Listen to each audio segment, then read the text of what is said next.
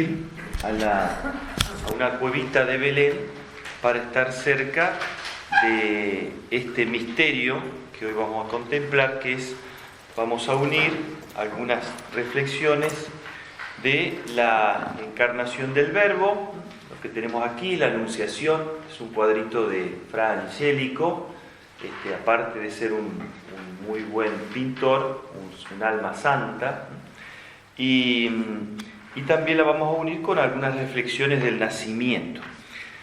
Uno se pregunta por qué San Ignacio pone, hoy empezaríamos lo que se llama la segunda semana.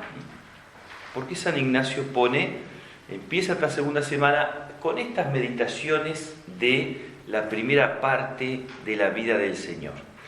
Porque hemos visto, primera parte, principio y fundamento, la finalidad para la cual Dios creó al hombre.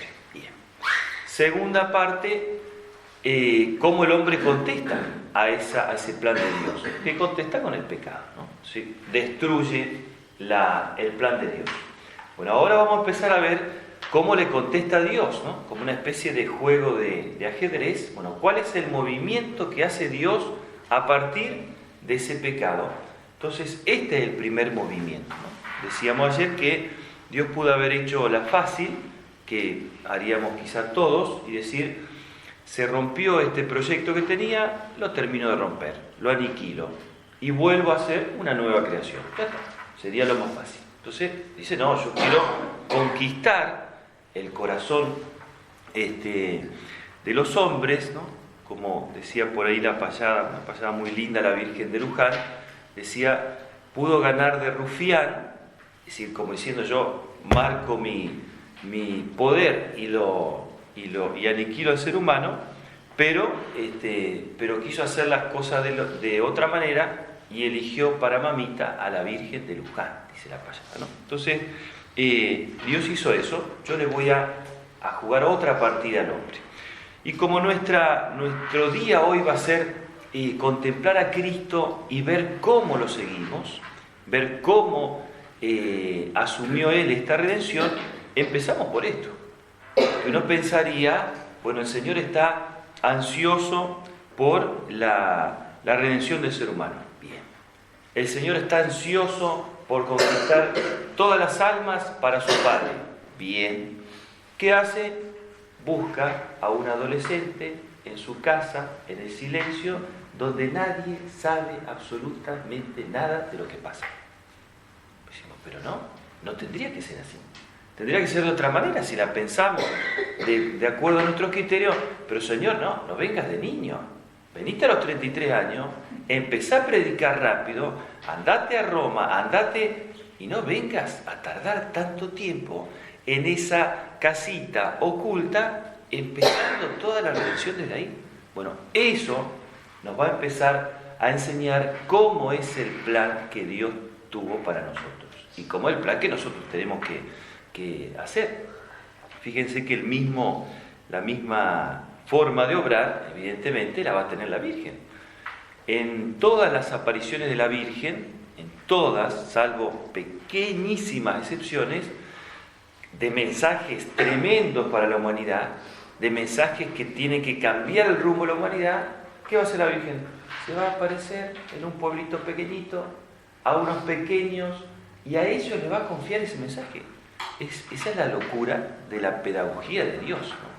Que si nosotros dijéramos, a ver, madre mía, tenés un mensaje tremendo como el de Fátima, que va a cambiar no solamente el destino en ese momento, sino tiene connotaciones hasta los últimos tiempos. El mensaje de Fátima es uno de los mensajes, o quizá el más completo bajo todo punto de vista de la Virgen, completo en todo, completo en lo que pasó en los pastorcitos, en los hechos que narra, en las predicciones que hace, en las profecías que se cumplieron y que algunas se tienen que cumplir todavía y que no está cerrado todavía ese mensaje.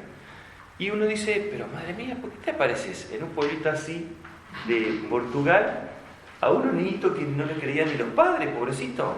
Pero no, al revés, aparecete al Papa directamente, cachetealo, Santo Padre, haga una encíclica. No, es otra la manera de obrar de Dios. Empieza siempre en lo oculto, en lo más pequeño, en lo secreto.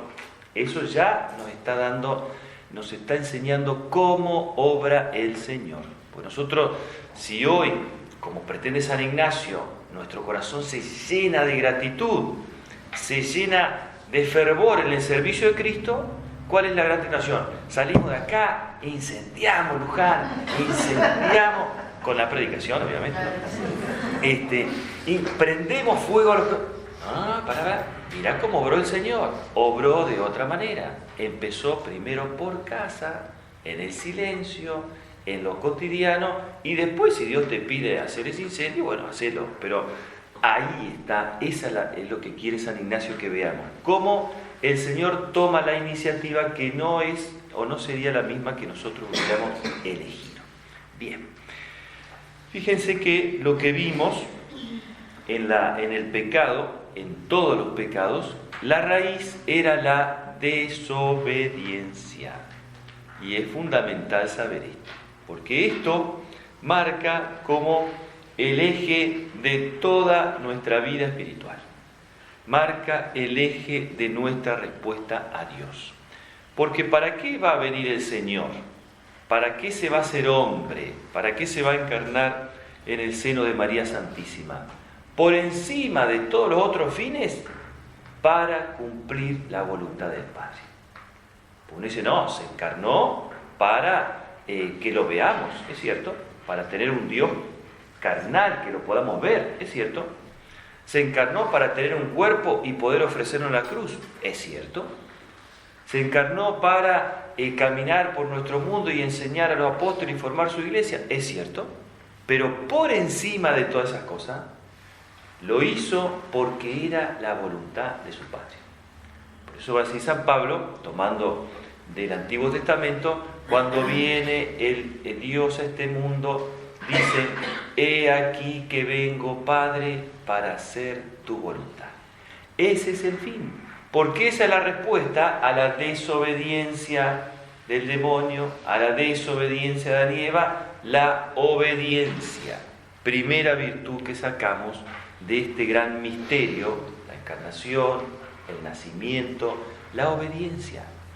¿Y por qué digo que esto es el eje de nuestra vida espiritual? Porque cuando nosotros tengamos que decidir qué es lo que más le agrada al Señor, lo que más le agrada al Señor es que se cumpla su voluntad. Eso es lo que más le agrada. Pero Señor, yo tengo un deseo de darte cosas grandísimas y vos me estás pidiendo algo chiquito. Déjame a mí que lo... No. Cumplir la voluntad de Dios es lo más perfecto, aunque no sea lo más sacrificado para nosotros, aunque no sea lo que nosotros creemos que puede ser más generoso, no, cumplir la voluntad de Dios. Pero Señor, yo te salí de acá, quería empezar a misionar todo el barrio, puerta por puerta, y resulta que salí de acá, me agarró sarampión y me quedé una semana encerrado en casa. Y esa es la voluntad de Dios, no la mía. Y eso es nuestra santificación, cumplir la voluntad de Dios. Por lo tanto, en nuestra vida espiritual, esto tiene que estar en primer plano. Yo, Señor, quiero hacer esto. Hoy San Ignacio va ya a pedir que vayamos concretando, por ahí lo que hemos visto ayer, esas cositas que hay que ir cambiando en nuestra vida, que la vayamos completando lo que se llama un plan de vida, que la vayamos poniendo en papel. No como decíamos ayer con alguno que hizo el papel y nunca más lo leyó, lo dejó guardado en el cajón. No, un papel para que yo pueda ver cuál fue mi plan de vida en el 2019 y cuando venga el retiro del año que viene, el 2020, digo, no cumplí nada. Pero por lo menos tengo el plan de vida acá en la hojita. Entonces, ese plan lo hago bien, pero después dependerá si es la voluntad de Dios que lo cambie o no. Yo es lo que le ofrezco hoy al Señor. O lo ofrezco al salir de tu ejercicio, pero después dependerá si Dios me pide eso u otra cosa. Pero yo tengo que estar rápido, tengo que estar dúctil, tengo que estar obediente a esa voluntad que puede cambiar. Decíamos al principio de los ejercicios, ese paso, esa salida de Egipto, 40 años en el desierto, llega a la tierra prometida. ¿Qué hacía el pueblo de Israel? Lo único que hacía era seguir a la nube, nada más. nada más. Como hacen los niños hoy que suben las cosas a la nube, más o menos parecido. Seguir a la nube. Si la nube se frenaba, todo el pueblo de Israel frenaba. Todo el pueblo de Israel. Y frenar significa no comerse un sanguchito, una gaseosa, sino armar unas tremendas carpas tipo circo, poner el ganado en un costado, hacer esto. ¿No? Y esa nube podía estar meses frenada, parada, o quizá la próxima semana salir. Porque esa era la enseñanza de Dios al pueblo, como decir, tenés que estar ágil. Entonces, si esa nube empezaba a caminar, tenían que levantar las carpas, meterla arriba a los animales, agarrar todo y empezar de vuelta. Y nadie le preguntaba, che, a ver, danos una especie de esquemita para ver cuánto te va a quedar la próxima vez, para ver si hacemos la carpa, la mitad de la carpa, la cuarta parte. Dale el GPS para decir, a ver, ¿para dónde vamos? Capaz que te podemos esperar un poquito más. No, se frena acá y se frena acá. Bueno, esa sería nuestra felicidad en la tierra. Cuando nosotros aprendamos a decir, Señor, tu voluntad es la mía. Entonces vivo, como decíamos ayer, el presente. No quita que yo haga un propósito, un programa de vida, pero ese programa me lo puede cambiar 1000 veces. Y yo tengo que estar con el alma flojita para que me lo cambie. ¿No? Recalculando eso, ¿no? Entonces, me lo cambia, y sí, y tengo que estar lo más flojo. Y cuanto más flojito esté en esa rapidez para buscar su voluntad, mejor va a ser para nosotros. Mejor va a ser. Lo que siempre hacemos, muchas veces me quedo aferrado a mi voluntad, el Señor me está tironeando y yo me quedo aferrado acá, y por eso sufrimos. Y por eso perdemos la paz. Y por eso lloramos y nos amargamos, porque yo quiero ir para allá y el Señor me pide para allá. Entonces, en vez de torcer mi voluntad, quiero hacer mi voluntad. No, torcela y hacer la voluntad de Dios. Y vas a ser feliz acá, ya en la tierra. Bien. Entonces, primera virtud que notamos es la obediencia. Segunda gran virtud que nos enseña todo este misterio, ¿no? La anunciación, la encarnación, el nacimiento es, como decíamos recién, algo silencioso, algo oculto. Ahí se gestan las grandes obras de Dios, las grandes transformaciones nuestras, de la humanidad, de la iglesia, no se hacen en el ruido o en cosas portentosas. Eso fue el Antiguo Testamento. El Señor tenía que convencer a su pueblo, entonces le abría el mar rojo de par en par, hacía que se hundiera los egipcios, como diciendo, ¿ves que yo soy el que mando acá? ¿Les queda alguna duda? Y volvía a hacer otro portento y otro portento. Esa no es la ley del Nuevo Testamento, pues ya estamos convencidos. Entonces, Dios obra las grandes cosas en el silencio y en lo oculto. Tengámoslo también en cuenta, porque una gran tentación, lo hemos charlado con algunas ayer, una gran tentación es pensar que para que algo sea grande, bueno, noble, que valga la pena, tiene que ser algo con mucha gente, algo ruidoso. No, porque para eso nos vamos a un festival de rock y ahí tenemos una cantidad de gente, y no pasa nada. Y peor, todas esas almas pobrecitas están como animalitos saltando a la par de la música. No pasa nada ahí. En cambio, en este silencio de la casa de María Santísima se produjo el tremendo cambio de toda la humanidad. En este silencio. Nadie se enteró, no hubo ruido, no, en este silencio. Entonces, para que veamos que la obra nuestra empieza en ese silencio, en esa fidelidad cotidiana a lo que nadie ve, a lo que nadie va a aplaudir, a lo que no va a salir en los medios de comunicación. Fíjense, yo siempre tengo un resabio, un resquemor, cuando surgen esas almas que aparentemente están tocadas por Dios y van a los medios, y los medios, mirá, no sé, estigmatizado, no sé qué. Hay un mal olor en eso, porque las almas realmente santas buscan el anonimato, buscan el silencio, salvo que Dios les haya pedido hablar. Pero cuando hay tanta propaganda, tanta publicidad, dicen, qué cosa rara. Y sobre todo la publicidad será del mundo. Qué cosa rara, ¿no? Entonces, el silencio, otra de las características de este gran misterio, ¿no? Nuestro gran cambio se gesta en el silencio. Decíamos al principio que si hay algo que le molesta al demonio es la perseverancia, la constancia en algo, la constancia en una cosita así de pequeña, por más que yo no haga tremendas cosas gigantescas, pero hago una cosa pequeña todos los días de mi vida. Esa es la transformación, esa es la gran santificación. Nosotros tenemos la idea de que en nuestra vida los momentos de mayor fervor o los momentos de grandes gracias o incluso los momentos de grandes cruces, esos que nos han sacudido, eso es lo que ha marcado mi santidad. No, esos son caramelitos que Dios nos tira así, toma, no, lo que realiza nuestra santidad es la obra cotidiana, sin luces, sin aplausos, sin grandes cosas, de todos los días. La cocina en su casa. Decía Santa Teresa, Dios está hasta en los pucheros, si se lo hace bien, digamos, ¿no? Si nada, acaso no estoy.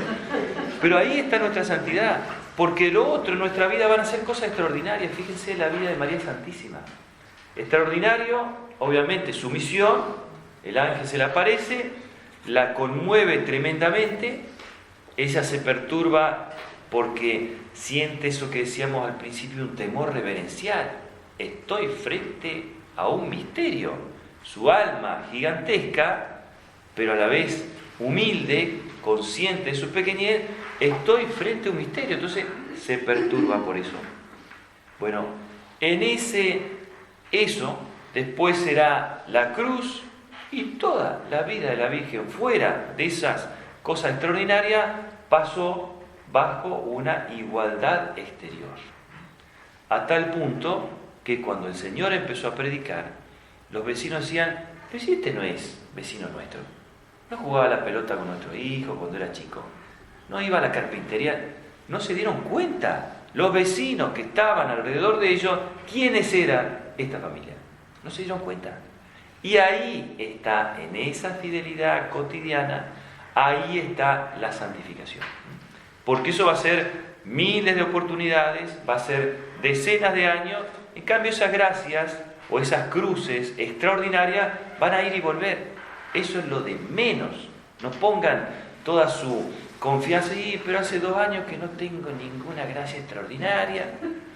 Yo, por ejemplo, hace como 1 año y medio que no hago un milagro, por ejemplo. Y no pasa nada. Y así, por ahí Dios nos concede la gracia, otras veces no.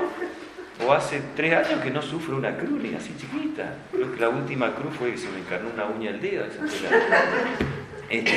Pero en eso cotidiano, en ese silencio, ahí es donde se gesta. Decía San Francisco de Sales, que le gusta mucho elegir cosas de la naturaleza para hacernos entrever cosas espirituales, dice, vean un árbol, quédense todo un día viendo ese árbol, quédense un mes viendo ese árbol, y no va a cambiar nada, y el árbol va a estar ahí, y yo también, no, pero acá, ahora podríamos ver quizá una hojita que sale, pues estamos cerca de la primavera, pero nada más. En cambio vos pasás al otro año, y pasás a los 5 años, y decís, epa, acá está creciendo. Yo hace poquito volví a mis pagos mendocinos y me hicieron bendecir uno de los frutos, o de lo que va a ser los frutos mejores de la tierra, que son las viñas, ¿no? Esos frutos hermosísimos que da la viña. Y claro, la viña era una viña encima de primer nivel, una tierra durísima. Ustedes han estado en Mendoza alguna vez, una tierra que parecía cemento, así. Pisaba, este cemento es tierra seca, un tronquito así, y de parra. Yo decía, Señor, pensar que ahí abajo la savia está preparando ese fruto hermosísimo que después va a ser embotellado. Y así, en ese silencio que vos no dabas ni 3 mangos. Bueno, así pasa en nuestra vida. Quizá exteriormente, nada, pero si yo tengo esa fidelidad diaria, constantemente creciendo en mi ofrecimiento como Santa Teresita. Santa Teresita muere en el Carmelo a los 24 años y las monjas decían, ¿qué decimos de ella? Pues siempre se hacía como un panegírico, bueno, sobresalió en la penitencia. No sabían decir nada porque no había hecho nada extraordinario hacia afuera. Su alma, en el interior, la savia, estaba repleta de vida y cuando ella es conocida, su obrita, la obra maestra de la historia de un alma, ahí empieza a dar todo el fruto, ¿no? Que es algo muy lindo, dice un sacerdote argentino, Néstor Sato, sacerdote creo que está en Buenos Aires, ya es mayor, intervino en un concurso de poesías sobre Santa Teresita, se cumplió un aniversario de su nacimiento, creo, y él hizo una poesía, una pequeña poesía, un librito de 40 páginas, toda una gran poesía, hermosísimo. Encima nos ganó el primer premio, digo, ¿cómo será el primer premio? Porque este es un bellísimo libro así, todo escrito en verso. Y él decía esto, él como que va poniendo el nacimiento de Santa Teresita frente a todo lo que pasa en el mundo, ¿no? Y él se imagina el mundo con el demonio con una cantidad de radares para ver dónde surgía un alma grande, ¿no? Para ver, esta alma está haciendo mucho apostolado, yo la corto. Entonces como que los radares estaban a cierta altura vigilando cualquier santo que saliera de lo normal. Pero claro, Santa Teresita estaba por debajo de los radares. ¿No la vio? Siguió otra monja más, siguió. Claro, cuando Santa Teresita muere y se empieza a descubrir su alma, ya era tarde, ¿no? Entonces los radares no captaron esa grandeza porque era una grandeza oculta, silenciosa. Entonces eso es lo que el Señor también quiere de nosotros. Tercera virtud que sobresale, evidentemente, la pobreza. Siempre unido al seguimiento del Señor tiene que estar la pobreza. Y la pobreza en un sentido muy amplio, no solamente la pobreza material, porque por el hecho de ser argentinos ya nos garantizamos. Nos garantizamos por lo menos en algunos años de nuestra vida, nos garantizamos esa. Tenemos esa gracia. Mire, si hubiéramos nacido en Suiza, todo fácil, pasan 5 años, no aumentó ni un centavo el precio colectivo, y hubiera sido re fácil. Pero nosotros tenemos esta gracia, ¿sí? Ya el Señor en eso ya está. Pero la pobreza en todo aspecto de nuestra vida. La pobreza que es también aceptación de mis límites. Y ahí tiene que ver con la humildad. Por eso muchas veces es como que son palabritas que se confunden, ¿no? Pobres de corazón, humildes de corazón, ¿no? Aceptar nuestros propios límites. Eso también es pobreza. Señor, yo quisiera tener más talento, quisiera ir más rápido, pero si voy a lo rápido que me dan las piernas voy, y bendito sea Dios, ya está. Capaz que mañana tengo un poquito más de fuerza, el año que viene, que era un poquito lo que leíamos en el libro del arte de aprovechar nuestras faltas, que estará en venta. La pobreza, es decir, aceptar nuestros límites, aceptar esa voluntad de Dios también es pobreza. La pobreza es ¿por qué el Señor busca personas pequeñas, personas pobres a los ojos del mundo, para que se vea su obra y no nuestro talento? Entonces, que la obra sea de Él. Hay un movimiento que se llama Movimiento Sacerdotal Mariano. ¿Han escuchado alguna vez hablar de, digamos, el instrumento para ese movimiento fue el padre Gobi? La Virgen, es decir, no está comprobado por la Iglesia, como Fátima, por ejemplo, pero aparentemente tiene la venia de Juan Pablo II. La Virgen se le aparece y le va a decir, ¿sabes por qué te elegí? Porque vos sos el más nabo de todos los curas que hay acá. Más o menos, se lo dice con palabras más finas, digamos, ¿no? Pero diciendo, claro, porque si elijo a un gran predicador, ahora va a decir, por este surgió el grupo. No, te elijo a vos. Y es más, en alguna locución le va a decir, conozco todos tus pecados y vos no sos un santito. Claro, por eso te elegí también, para que vean que no es tuya la obra, sino mía. Entonces, esa aceptación de la pobreza. Y que cuanto más pobres somos interiormente, cuanto menos seguridades nos buscamos, el Señor obra más en nosotros. Cuando hace varios domingos atrás el Evangelio nos narraba el primer envío que hace el Señor de sus apóstoles. Y le va a decir unas cosas tremendas, que por eso decía el cardenal Bantuán, que Cristo le salían bien todas las cosas, hacía bien todas las cosas, pero una no podía ser bien, que es ser político. Porque él no decía versos, si no mentía. Él decía, miren, ustedes quieren ir, los voy a mandar como ovejas en medio de lobos. No decía, no, mire, está bastante lindo el mundo, vayan en medio de lobos. ¿Qué hace una oveja si la tiramos en medio? No dura ni 3 minutos. Pero no contento con eso, el Señor va a decir, pero no lleven nada para el camino. No lleven ni un bastón, un palito como para pegarle, no lleven alforja, no lleven dinero. Señor, nos mandás como oveja en medio del lobo y encima nos mandás desprevenidos. Ahí está. Esa es la gran arma que tenemos, nuestra pobreza.